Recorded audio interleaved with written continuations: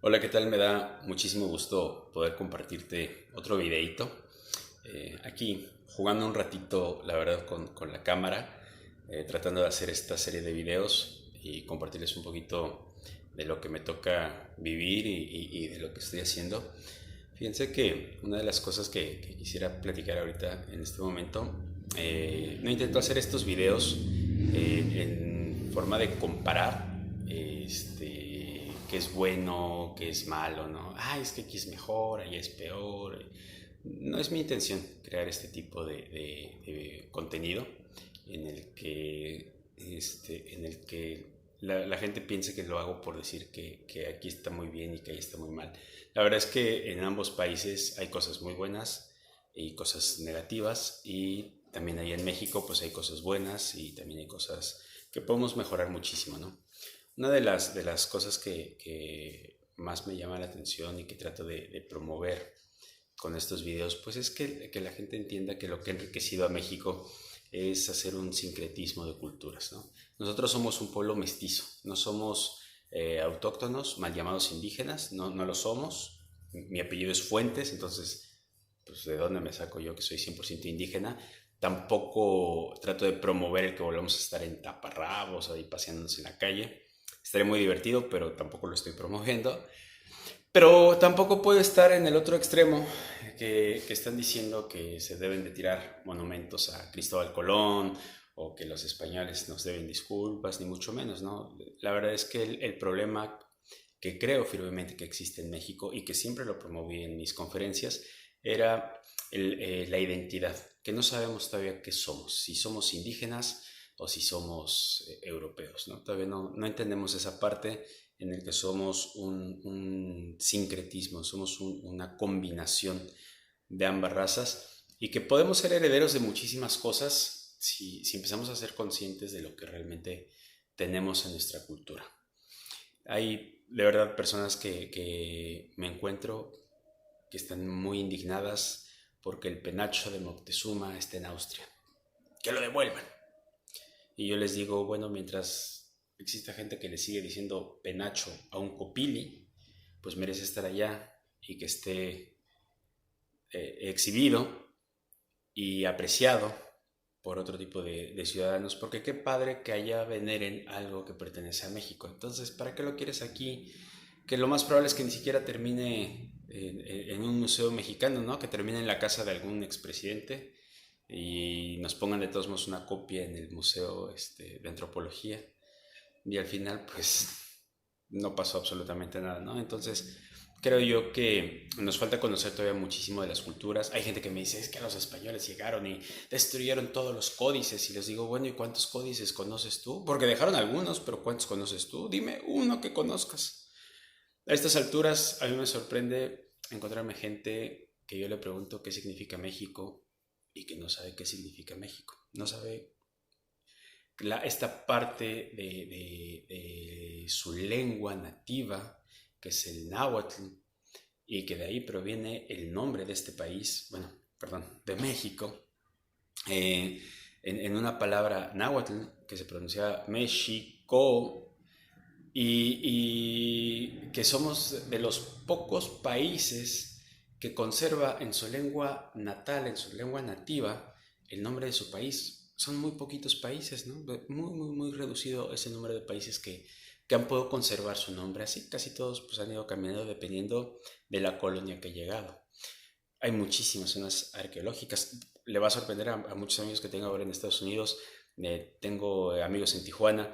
Les sorprende a veces que les diga, oye, es que hay gente que vive en la Ciudad de México o vive en el Estado de México y no ha ido a Teotihuacán, no ha ido al Templo Mayor. Entonces, te das cuenta de que hay una gran carencia de conocimiento de su cultura. Sin embargo, yo les digo, no, espérense, no todo está perdido, no se preocupen. Nosotros vivimos día a día una parte cultural, como la mencioné en el primer video. Nosotros vivimos a diario una tradición mexicana sin ser conscientes. Sin embargo, vivimos a diario digamos, historia en nuestros genes, ¿no? Esa memoria cromosómica.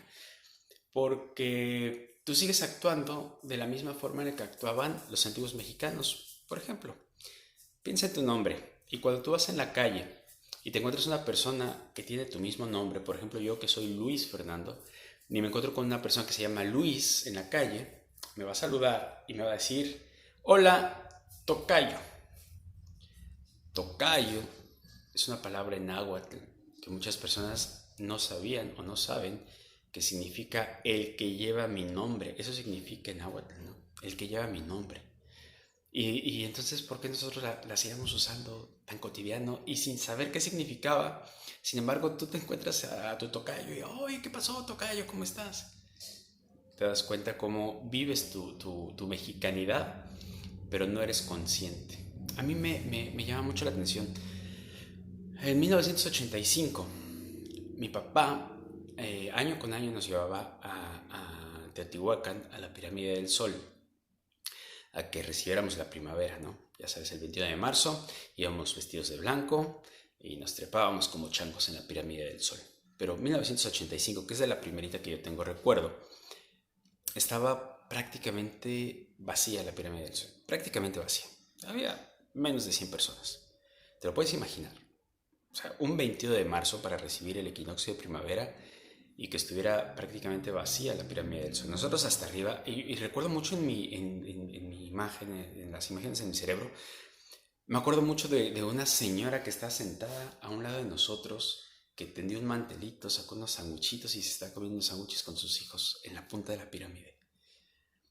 Y si ahora yo te dijera el 21 de marzo en la Pirámide del Sol o en cualquier zona arqueológica, antropológica de México, se te va a hacer difícil pensar que no va a haber una multitud vestidos de blanco para recibir la primavera. Hay una multitud de nacionales y extranjeros para recibir la primavera. Y es que al mexicano algo le llamaba la atención, algo le decía en su interior que el 21 de marzo tenía que hacer algo. Ese es a lo que yo me refiero con esta memoria cromosómica que tenemos, en donde, no sé, algo te empieza a mover, algo te empieza a hervir y dices, es que el 22 de marzo yo tengo que hacer algo. ¿Qué? No sé, porque muchos acuden sin conciencia, como te dije, llegaban a la Pirámide del Sol, se trepaban como changos por las paredes, llegaban a la punta, levantaban las manos y pensaban que con eso ya se habían llenado de energía. Los detractores, por supuesto, se ríen porque no entienden tampoco lo que significaba y la gente que lo está haciendo pues tampoco es consciente de lo que está haciendo, entonces se crea un caos y le dan entrada a todos esos detractores. Pero también me acuerdo de cuando descendíamos que la gente sin respeto también se bajaba por las paredes. Hasta que llega Elina y empieza a poner orden, ¿no? Y ahora lo que sucede es que para subir a la Pirámide del Sol, la fecha que tú quieras, hay como un circuito, ¿no? Nada más subes, le das una vuelta, puedes permanecer muy poquito tiempo ahí y bajas. Por cierto, yo no sé por qué en Teotihuacán a veces sigue permitiendo que la gente suba a la Pirámide del Sol. Yo tengo muchísimos años, muchísimos, a partir de que me hice consciente con esto de la mexicanidad, dejé de subir a la Pirámide del Sol. Pero ¿por qué siguen permitiendo que la gente se suba a la Pirámide del Sol, no? Si tú vas a cualquier otra zona arqueológica de México, sea Tajín, sea Chichén Itzá, sea cualquier zona arqueológica, lo que menos permiten es que se sigan dañando con tanta y tanta y tanta gente que sube. Entonces, creo que desde hace un rato deberían de haber cerrado la Pirámide del Sol para que ya no siga subiendo la gente porque siguen deteriorando esa parte del patrimonio. Pero entonces te vas dando cuenta que nosotros vamos viviendo tradiciones, tradiciones, tradiciones, sin ser conscientes, sin saberlo. Pero además, orgullosamente podemos decir cómo hemos hecho un sincretismo. La más representativa pues es Día de Muertos, en donde pones tu altar al estilo mexicano y lo complementas con muchos toques que trajeron los españoles, ¿no? De entrada, quien ponga un altar con Cepoalzóchitl o Cempasúchil, como le llaman acá, que es de origen 100% mexicano, y los españoles ponían un tipo de papel amarillo, llegaron, encontraron el Cempasúchil y dijeron, ah, mira, pues también es amarillo, y lo empezaron a poner ellos en su ofrenda, y a nosotros nos vinieron a poner pues, imágenes católicas. Empezamos a poner otro tipo de guisos que no eran autóctonos mexicanos, pero pues empezamos a combinar por los gustos que había entre nuestros difuntos, y entonces es un sincretismo padrísimo de la cultura. Lo que más te llamaría la atención, honestamente, que a mí me deja sorprendido, uno, en Día de Muertos acá en Estados Unidos, hemos mexicanizado, a partir también de la película de Coco, pero hemos mexicanizado su Halloween, ¿no? Su noche de brujas. Te das cuenta de cuántas Catrinas, de cuántos altares. Aquí muy cerca me queda un lugar que se llama Old Town, que ponen altares, pues prácticamente, como era parte de México, todavía hasta ahí Old Town y todo eso era parte de México, pues quedan vestigios de hace muchos años y entonces por eso es que a ellos se les hace muy común poner un altar al estilo mexicano. Y entonces dices, por qué los americanos no están diciendo, no, no pongan altares porque eso no es típico estadounidense, los típicos estadounidenses se ponían trajes de brujas? Pues no, no andan diciendo eso, ellos se sienten pues seducidos por la forma en la que nosotros hemos celebrado el Día de Muertos. Y en México, pues ni se diga, ¿no? El Día de Muertos se ha combinado muchísimo con el Halloween. Y entonces, cuando yo era niño, no era tan común, déjenme decirlo, no era tan común que los chamacos anduviéramos en las calles disfrazados. Y cuando salíamos, a lo mejor con una mascarita o algo, salíamos con una calabaza, con una velita ahí. Y el grito que hacíamos nosotros era, no coopera para mi calaverita, ¿no? Y acuérdense que los americanos dicen trick or trick. Y entonces el mexicano mexicaniza esta tradición del Halloween, de ir a tocar las puertas de las casas para decir, no coopera para mi calaverita. Entonces, caray, o sea, si te metes a profundidad en eso, que sí es cierto, o sea, en el México antiguo, en parte de la colonia, pasada de la colonia, o principio a lo mejor del siglo pasado, todavía se pedía la calavera, que era el que te dieran una cooperación extra para que tú pudieras comprar una calaverita para ponerla en el altar de tu muerto. De acuerdo a lo que pude ver en una película que se llama Macario, que es una película preciosa donde sale Ignacio López Tarso. Pero que el niño saliera disfrazado de lobo, de vampiro, de calabaza o de eso, y no grita trick or trick, sino que se ponga a gritar no comprar para mi calaverita, pues hemos mexicanizado esa parte del Halloween. Entonces, ambos pueblos han adoptado parte de las culturas, nada más que acá no le hacen tanta emoción cuando ponen altar de Día de Muertos, les llama la atención y se quedan impactados. A mí me ha tocado intentar, por supuesto, decirles qué significa cada cosa de un altar, porque de verdad los americanos se quedan impactados cuando ven ese tipo de cosas, de cómo veneramos nosotros a la muerte.